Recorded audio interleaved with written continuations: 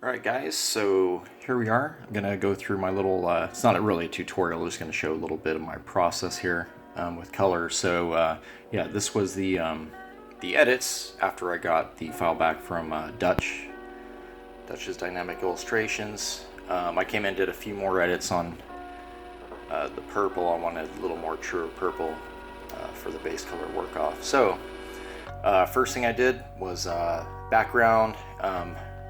Several layers here. These are all actually Photoshop work. I just try to keep everything organized, so multiple layers, different attributions for each layer. So yeah, anyways, here's the background I came up with on it. I tried not to deviate overall from the original Spawn cover too much. Yeah, otherwise it's just not even going to be recognizable. So yeah, background. Let's see here. I think I started working on the face. Yeah, so the face plates that you know, the metal face plates there to make him a little bit of an edgier character on Ragetality. Signatures. Colored that one just to get it knocked out. His head. Some hard light layers in there. A little bit of screen, a little bit of dodge. His hand right there. Here's his hand. Face purples. There you go. So it looks like I grouped everything together actually for the purple, the tints and the tones there to sculpt that out. There it is, the rim lighting green that is coming off of this plasma energy here. His eyes, boom. Sometimes I kind of go back and forth with Ragetality. I will do a red eyes, blue eyes. I kind of go back and forth just depending on how it looks. There's so much red here. I was happy with the blue. Then the arms. I think I did most of this actually on like 2 layers.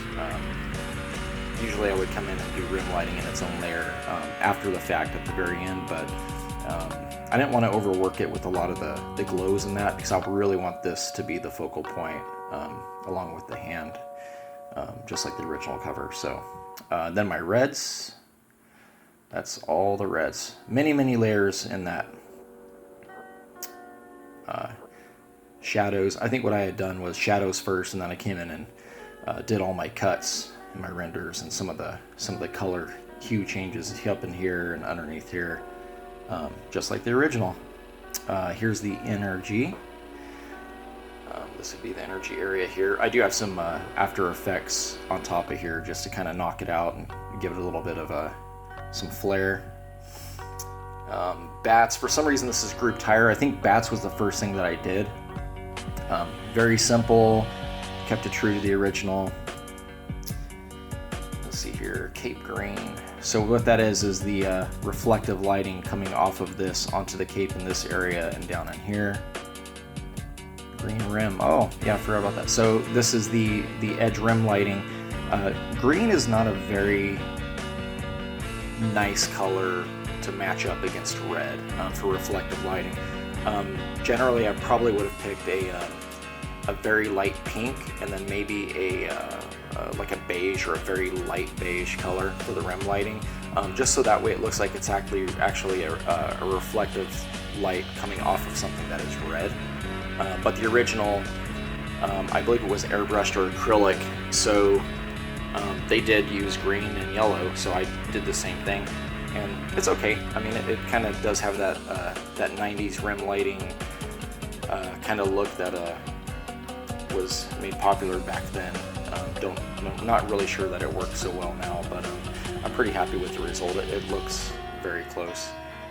Gold KOD, there we go. So that's the lighting on the gold metal stuff, and I group these all the time, depending on what their attributes are for. That way I can edit after the fact.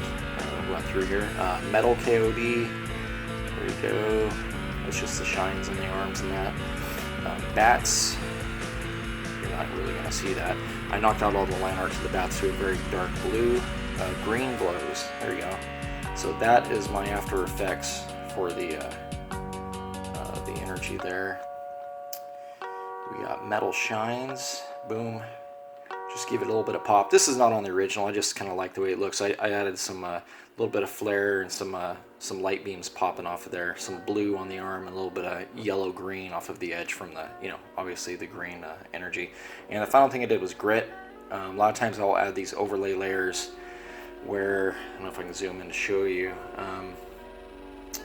I like a little bit of texture. So you can see in this area it looks a bit textured right there. And if I take that grit layer off, you can see it's just sort of airbrushy cuts and all that.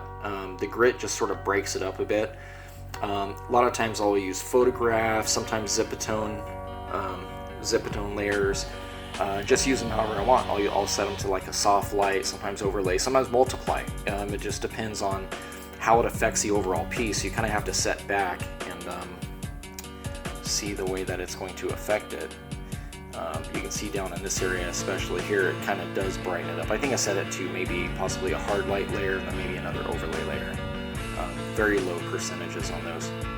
But anyways, yeah, that's the making of the cover. This is the cover that will ship out to all $25 and above tier Patreons. Yeah, so there it is.